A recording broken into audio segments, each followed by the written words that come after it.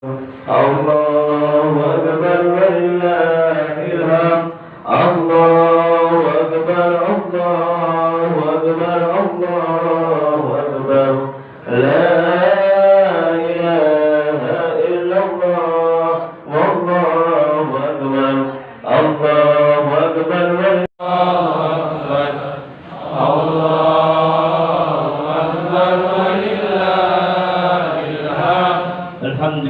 Rabbil alamin. Assalatu wassalamu ala asyrafil anbiya wal mursalin wa ala alihi wa ashabihi al-muttaqin, amma ba'du. A'udzu billahi minasy syaithanir rajim. Bismillahirrahmanirrahim. Inna a'tainakal kautsar fasholli li rabbika wanhar inna syani'aka huwal abtar. Faqala Rasulullah sallallahu alaihi wasallam, wa man lam yaqbal ala Allah fi malatabatul ihsan kita ilahi bi suratul imtihan. Sadaqallahu wa sadaqa rasulillah fi ruhul amin sallallahu alaihi wasallam. Saudaraku yang dirahmati Allah subhanahu wa ta'ala, pertama haturkan syukur kita kehadirat Allah subhanahu wa ta'ala. Hari ini masih suasana hari tasyrik, tanggal 11 Dzulhijjah, tanggal 12 Dzulhijjah, masih hari tasyrik. Kita bersyukur kehadirat Allah subhanahu wa ta'ala yang memberikan karunia yang banyak, lebih-lebih yang tahun ini bisa melaksanakan kurban sapi atau kurban kambing atau kurban onta. Semuanya hanya orang-orang yang mendapatkan cinta kepada Allah sajalah, hanya orang-orang yang mendapatkan takwa sajalah yang diberikan mau merasakan atau menikmati perintah Allah berupa kurban. Bukan karena jumlah uang yang didapat berapa banyak. Yang kemarin salah satunya nenek-nenek ya, berkorban itu, saya tanya, kumpulin uang 5 tahun, dikasih cucunya 10.000, 20.000, dikumpulin ya. Dan akhirnya 5 tahun lamanya berjumlah 2.800.000 dikumpulin. Gak terasa akhirnya ada kambing yang harganya 2.850.000, tinggal nambahin 50.000. Subhanallah, begitu cara Allah memberikan rasa cinta. Dan tadi pagi ya, itu nenek hadir, sekarang pun ada. Langsung dia cerita, Kiai, subhanallah, Allah memberikan ketenangan, kedamaian. Saya tidak punya khawatir apapun sekarang. Kemarin-kemarin dia khawatir, suruh ibadah itu walaupun dia laksanakan, tapi kehusuannya itu kurang jauh. Padahal ini itu nenek sudah umur 68 tahun. Tapi kekhawatiran kepada Allah, rasa amal saya diterima atau tidak, itu tidak ada. Sholat-sholatan. Kalau begitu hari Jumat itu di kurban pagi, saya sholat duha. Nenek itu sholat duha. Di duha itu beda dengan duha-duha sebelumnya. Selanjutnya sampai duhurnya pun, asarnya pun, maulid, sampai tadi subuh pun ada sesuatu yang berbeda. Itulah. Maka kalau Allah perintahkan kurban, itu sesuatu banget untuk mengangkat derajat hati kita, kemudian solusi buat kita. Itu nenek hanya didapatkan ya, kurban itu fadilahnya untuk nenek pribadi menambah kehusuan ibadah. Ada yang solusi ya. Kayak tahun kemarin punya anak yang susah diatur, punya anak satu-satunya perempuan, gak pernah nurut dari mulai SD kelas 6 sampai SMA kelas 3, sampai pukul itu gak bisa diatur, gak mau sholat, maunya dia sendiri.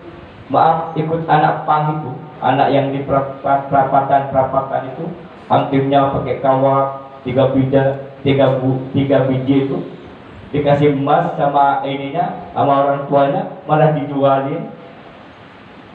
Akhirnya dengan izin Allah, ini yang tahun kemarin kurban, kemudian saya niatin khusus.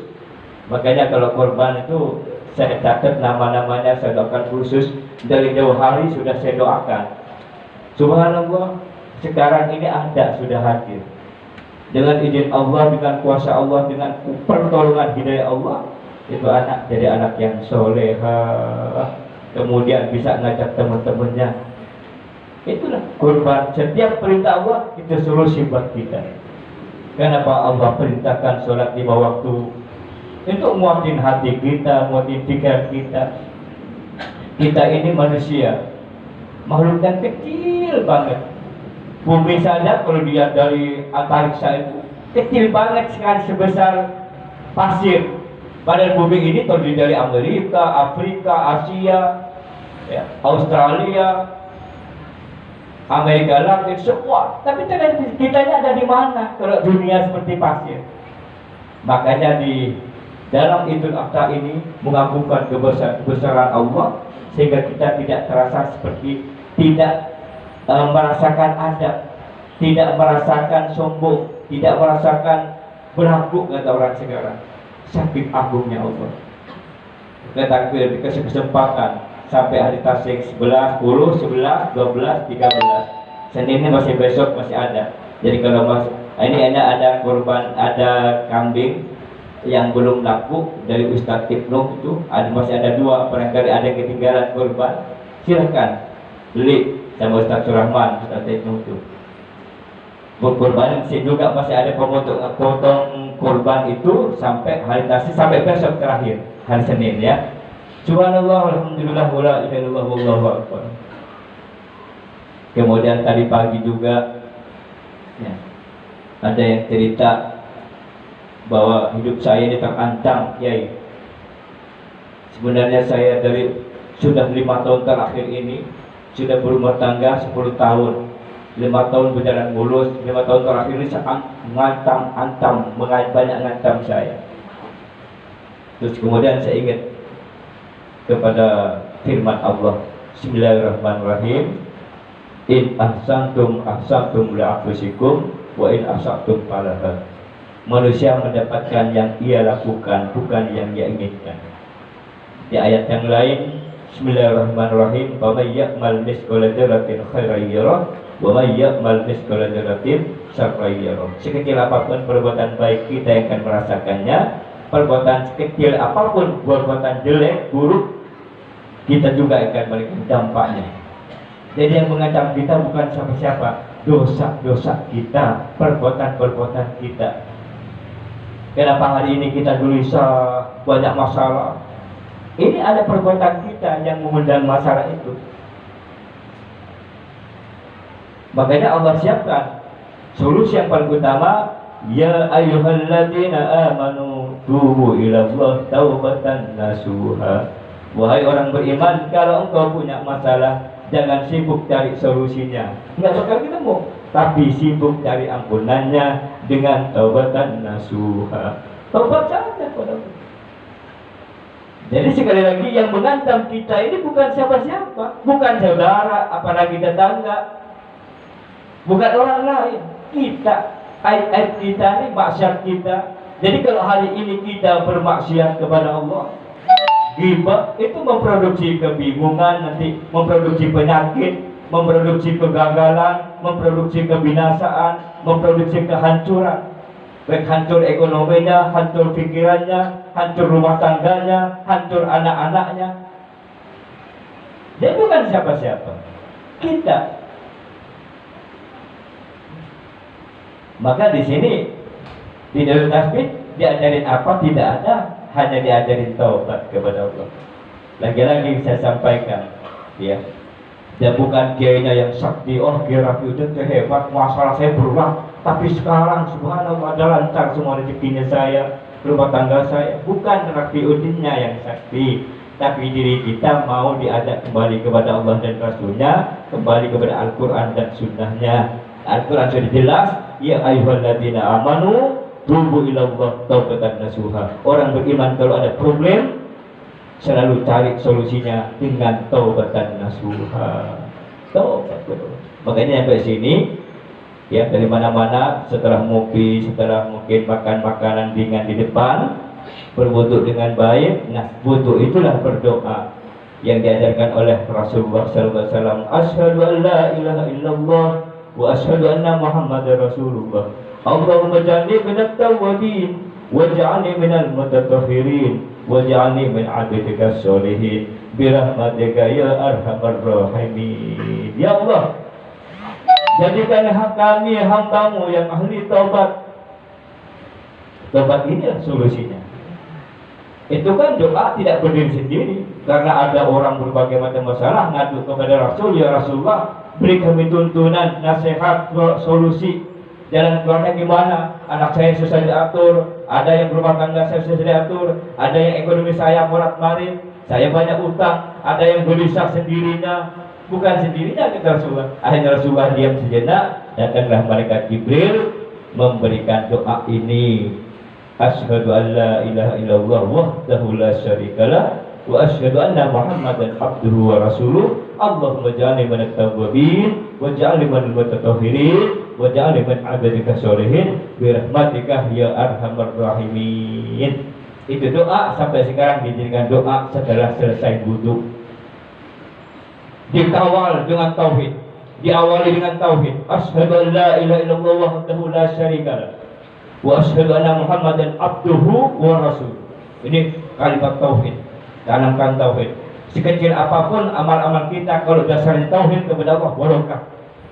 Jadi itu banyak kepada Allah. Ini yang melebihi amal daripada umat yang lain. Kelebihannya umat Kanjeng Nabi Sallallahu Alaihi Wasallam adalah karena ketauhidannya itu bisa memberkahi amal-amal kita. Setelah itu dia tutup lagi dengan birahmatika ya arhamar rahimin. Apabila kita dijadikan oleh Allah, tiga doanya dikabul, kita jadi ahli tobat, wajah minal mutatahhirin, kita jadi orang yang ahli membersihkan diri dengan sholat tasbih, wajah min ibadika sholihin, kita dijadikan oleh Allah jadi orang-orang yang kumpul dengan orang-orang soleh ahli ibadah. Jangan lupa birahmatika ya arhamar rahimin. Itu semua karena rahmat Allah yang belas kasih. Jangan ngandelin tenaga kita, jangan bukan karena hebatnya kita sholat taubat, bukan. Bisa kita jadi ahli taubat, bisa kita jadi rajin sholat tasbih, bisa kita senang kumpul dengan orang-orang soleh, salaman dengan orang-orang soleh. Birahmatika ya arhamar rahimin. Itu semua berkat rahmat Rahman Rahim Allah Subhanahu wa Ta'ala. Jadi kita nggak sombong dengan rahmat Allah. Kita ada yang dari hari Sabtu pagi itu sudah senang. Wah, besok saya mau sholat tasbih, saya besok mau nangis bersama kiai, bersama saudara-saudara kami, mendoakan anak-anak saya, mengawal keluarga saya dengan kawalan doa, dengan kawalan tasbih. Saya besok akan sampai kepada hari Minggu, ya Allah sampaikan saya kepada hari Minggu, mengawal usaha saya dengan doa, mengawal dengan sholat tasbih, dikawal usahanya, ekonominya, rumah tangga dengan doa. Beda yang dikawal hanya dengan otak, pikiran, dengan materi. Anak-anak kita kalau cuma dikawal dengan materi, semua serba bisa, serba ada, mobil-mobilan ada, mau katakan atol bisa, mau katakan ini bisa. Nanti begitu gede dia ngelawan sama kita, dia tidak punya kekuatan rohani, perkembangan rohaninya lambat. Orang-orang yang sudah bisa senyum dengan orang tuanya, dia masih marah-marah. Orang tua sudah bisa membanggakan kedua orang tuanya, dia masih maki-maki orang tua. Terlambat. Orang-orang yang sudah sekian dus Al-Quran, dia masih kolbu, nggak berkembang-kembang. Makanya orang tua yang baik, orang tua yang betul-betul dirahmati Allah adalah orang tua yang mengawal keluarganya dengan doa, dengan tasbih. Makanya alhamdulillah dari tasbih memfasilitasi, ada panitianya, disiapin tempat yang bagus seperti ini, karpet dibagusin. Ya dari kita juga, ini fasilitas dari Allah untuk kita. Barangkali kita ingin kumpul-kumpul berdoa, mengawal keluarganya dengan doa, mengawal ekonominya dengan doa, mengawal hatinya dengan doa, mengawal dengan ibadahnya dengan doa. Yang paling penting mengawal putra putri kita dengan doa, dengan istighosa, dengan ampunan Allah Subhanahu wa Ta'ala. Alhamdulillah disiapin ini. Bagi terima kasih saya kepada panitia pengajian, kaum ibu, panitia bapak-bapak, pada Bansar, pada Bapak RT, Bapak RW, semua yang awal ya, Darut Tasbih, semua para ustadz dan ustazahnya, subhanallah, mudah-mudahan kita semua diberkahi Allah Subhanahu wa Ta'ala. Terima kasih. Yang lebih-lebih tadi kemarin yang berkorban dengan panitianya sudah lengkap juga dibagikan. Terima kasih atas kepercayaannya dan hasilnya subhanallah diberkahi Allah Subhanahu wa Ta'ala. Jadi orang salat taubat ini adalah solusi dalam setiap perkara apapun kita, dikawal dengan doa seperti ini ya. Jadi yang pertama, jadikan doanya ada, jadikan kami hamba murid ahli taubat. Nyampe ke sini pertama dilakukan adalah sholat taubat. Langsung laksanakan, gak usah tunda-tunda. Besok saya laksanakan doa. Tidak, padahal sudah ada di sini. Langsung sholat taubat. Sholli sunatan li taubatan nasuha rakataini lillahi ta'ala. Allahu Akbar. Saya sholat sunat taubat 2 rakaat karena Allah Ta'ala. Taubat 2 rakaat. Setelah salam, baca istighfar. Gak usah banyak-banyak, 7 kali saja. Tapi istighfar 7 kali itu betul-betul Allah hadir di dalam diri kita. Astaghfirullahaladzim alladzi la ilaha illa huwal hayyul qayyum wa atubu ilaih. Kalau istighfarnya dari orang-orang mukmin yang berhati bersih, yang bertauhid kepada Allah, yang tidak ada dengki, tidak ada sombong, tidak ada marah di dalamnya, 1 kali istighfar saja sudah cukup menghapus semua macam dosa yang dilakukan oleh sang mukmin tadi. Kalau kita berulang-ulang dibacanya, kenapa? Karena Allah senang, gembira mendengar, menatap, melihat orang-orang yang beristighfar kepada Allah Subhanahu wa Ta'ala, melebihi senangnya daripada orang yang barang hilang ketemu kembali. Kalau kita ada orang hilang ya, ada orang bekal naik kuda, naik onta, perjalanan 1 bulan baru dapat seminggu saja sudah hilang kudanya atau ontanya berikut bekalnya. Pada perjalanan masih 3 minggu lagi, tidak ada rumah, tidak apapun, hanya di padang pasir yang luas, tandus, tidak ada hijau. Kemudian dengan izin Allah itu ketemu lagi itu barang utuh tanpa kekurangan apapun. Kayak apa gembiranya itu orang tadi. Tapi Allah lebih gembira lagi tatkala mendengarkan istighfar dari hamba yang berhati bersih, yang bertauhid kepada Allah Subhanahu wa Ta'ala. Walaupun 7 kali, apalagi sampai 7 kali, 1 kali Allah sudah nggak melihat dosa-dosa kita. Yang Allah lihat istighfarnya itu, kesungguh-sungguhannya. Kalau diulang-ulang sampai 7 kali, karena Allah sekali lagi gembira mendengar istighfar kita. Sehingga orang mukmin itu sedang menggembirakan kepada Allah, sedang berbuat, beramal, berzikir, beristighfar, karena disinilah Allah bergembira. Astaghfirullahaladzim alladzi la ilaha illa huwal hayyul qayyum wa atubu ilaih. Dan itu rupanya dari di sini dari tasbih dari tahun 2000 persis ya, bulan itu bulan tasbih di sini. Selama 20 tahun yang dikembangkan, yang diajarkan, yang ditanamkan adalah taubat kepada Allah. Dan taubat inilah yang sehingga tadinya yang nggak punya anak, bertahun-tahun berumah tangga, alhamdulillah dengan taubat, dengan ruqyah, dengan sedekah, bisa dengan tasbih, bisa punya anak. Yang jodohnya lama banget, barokahnya ruqyah, barokahnya taubat, barokahnya tasbih, barokahnya infak sedekah, dapat punya jodoh yang soleh. Yang tadinya pengusaha bangkrut, sudah utang di mana-mana, begitu taubat, begitu ruqyah, begitu istighfar, begitu sedekah, begitu salat tasbih, sudah tidak ada utang lagi, yang banyak uangnya malah. Subhanallah, semua bisa ada solusi. Karena itu sudah janji Allah. Wasta'inu bisyabri wassalah. Apapun masalah kita, solusinya sholat dan sabar. Sabar memang ada yang dari Kelapa Gading datang ke sini habis subuh sudah berangkat.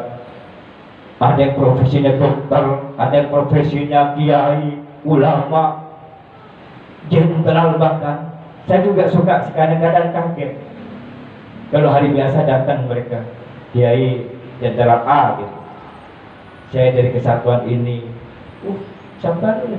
Terus saya sudah 3 tahun kiai, setiap hari Minggu hadir ke tasbih. Ya Allah, ternyata di dalam saudara kita di jemaah tasbih ini banyak orang-orang jenderal, ulama, kiai, bukan hanya orang-orang biasa, tapi semuanya berbaur. Satu harapannya mengharapkan rahmat dan pertolongan Allah Subhanahu wa Ta'ala. Karena setiap manusia ini punya masalah memang. Bukan hanya orang yang nggak punya masalah ekonomi, bukan hanya orang-orang yang pengangguran, yang banyak pekerjaan pun masalah. Yang banyak karyawannya bermasalah. Ketika berhadapan dengan persoalan, ada kemarin itu yang saya cerita itu, ada orang pengusaha pom bensin, dia ulet gagah kata saudaranya, mulai dari pembebasan tanah sampai surat izinnya usaha pom bensin, gigih banget sampai jadi pom bensin, difitnah, diomongin, dirampok, kuat. Tapi saya dalam urusan yang besar dia kuat, urusan yang kecil malah stres. Kenapa saya bilang? Ada setelah mulai pom bensin itu ada karyawannya yang dia bimbing sudah 5 tahun, ternyata bawa kabur uangnya berapa? 5 juta rupiah. Yang puluhan miliar, yang miliaran dia kuat ngatasin, kena tipu, kena apa? Ya, akhirnya dapat pom bensin. Nah, kalahnya dengan barang yang kecil, hanya karyawannya bawa uang 5 juta rupiah, dia mikir, stres. Akhirnya dia nggak bisa menikmati hasil pom bensin yang banyak. Ada kayak begitu. Maka nggak boleh sombong. Kenapa? Selama itu dia pikir dia sendiri yang bisa hebat, bisa punya pom bensin, bisa ngurus surat izin, bisa ngatasin preman-premannya. Dia lupa tahajud, dia lupa bertasbih, dia lupa kumpul dengan orang-orang soleh karena barokahnya doa. Dia pikir kehidupannya bisa diatasi dengan otaknya, dengan pikirnya sendiri. No, tidak. Makanya Allah sudah siapkan wasta'inu bisyabri wassalah. Dengan sholat inilah, dengan sabar inilah yang bisa mengangkat derajat kita menjadi orang yang kuat, yang hebat. Dan kehebatan itulah digunakan untuk mengagungkan kebesaran Allah Subhanahu wa Ta'ala. Yuk kita berdiri untuk sholat tasbih.